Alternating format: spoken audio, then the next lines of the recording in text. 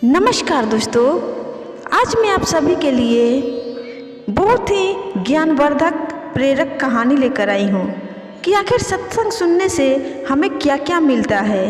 इस कहानी को आप पूरे अंत तक जरूर सुनिएगा दोस्तों। पौराणिक कथाओं के अनुसार एक राजा बड़ा सनकी था। एक बार सूर्य ग्रहण हुआ तो उसने राज पंडितों से पूछा, सूर्य ग्रहण क्यों होता है? पंडित बोले, राहु के सूर्य को ग्रसने से। राजा फिर पूछा, राहु क्यों और कैसे ग्रसता है? बाद में सूर्य कैसे राहु के ग्रस से छूटता है? पंडित ने बहुत अच्छे से समझाने की कोशिश की, लेकिन राजा को कुछ समझ नहीं आया। वे पंडित के इन उत्तर से संतुष्ट नहीं हुए। जब उन्हें इन प्रश्नों के संतोषजनक उत्तर नहीं मिले तो उन्होंने आदेश दिया कि हम खुद सूर्य तक पहुंचकर सच्चाई का पता करेंगे। 1000 घोड़े और घुड़सवार तैयार किए जाए। राजा की इस बिना सिर पैर की बात का विरोध कौन करे? उसका वफादार मंत्री भी चिंतित हुआ। मंत्री का बेटा था ब्रजसुमन। उसे छोटी उम्र में ही सरस्वती मंत्र मिल गया था, जिसका वह नित्य श्रद्धापूर्वक जप करता था। गुरुकुल से मिले संस्कारों, मौन एवं एकांत के अवलंबन से तथा नित्य ईश्वर उपासना से उसकी बुद्धि इतनी सूक्ष्म हो गई थी कि मानो दूसरा बीरबल वही हो। ब्रजसुमन को जब पिता की चिंता का कारण पता चला तो उसने कहा, पिताजी, मैं भी आपके साथ यात्रा पर चलूँगा। पिता बोले, बेटा, राजा की आज्ञा नहीं है, तू अभी बहुत छोटा है। बेटा बोला, नहीं पिताजी, पुरुषार्थ एवं विवेक उम्र के मोहताज नहीं है।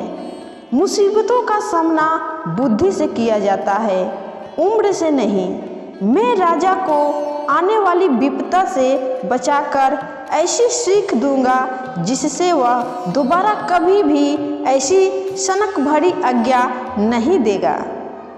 मंत्री बोले, अच्छा ठीक है, पर जब सभी आगे निकल जाए तब तू धीरे से पीछे पीछे आना।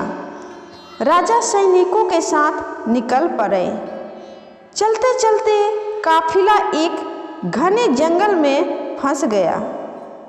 3 दिन बीत गए भूखे प्यासे। सैनिकों और राजा को अब मौत सामने दिखने लगी। हताश होकर राजा ने कहा, 100 गुना माफ है, किसी के पास कोई उपाय हो तो बताओ।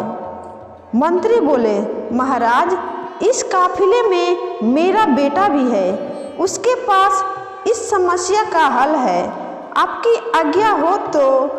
राजा बोले, हाँ हाँ, तुरंत बुलाओ उसे। ब्रजसुमन बोला, महाराज, मुझे पहले से पता था कि हम लोग रास्ता भटक जाएंगे, इसलिए मैं अपनी प्रिय घोड़ी को साथ लाया हूँ।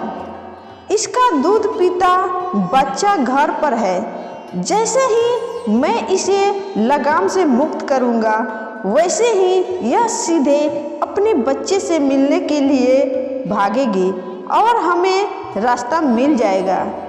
ऐसा ही हुआ और सब लोग सकुशल राज में पहुंच गए। राजा ने पूछा, ब्रजसुमन, तुमको कैसे पता था कि हम राह भटक जाएंगे और घोड़ी को रास्ता पता है?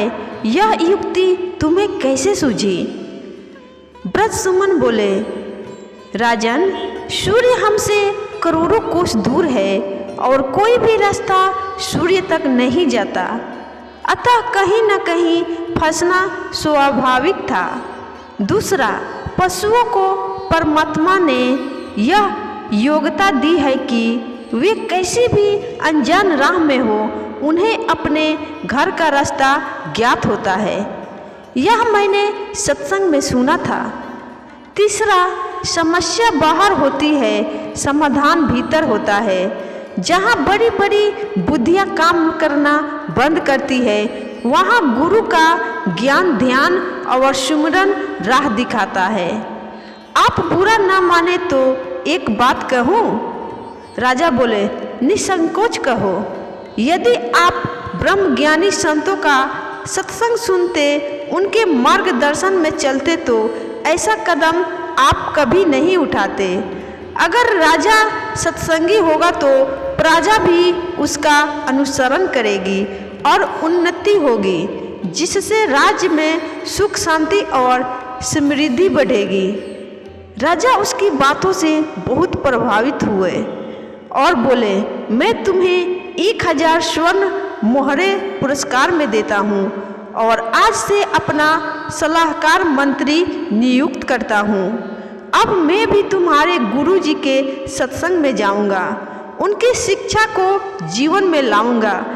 इस प्रकार एक सत्संगी किशोर की सूझबूझ के कारण पूरे राज्य में अमन, चैन और खुशहाली छा गई।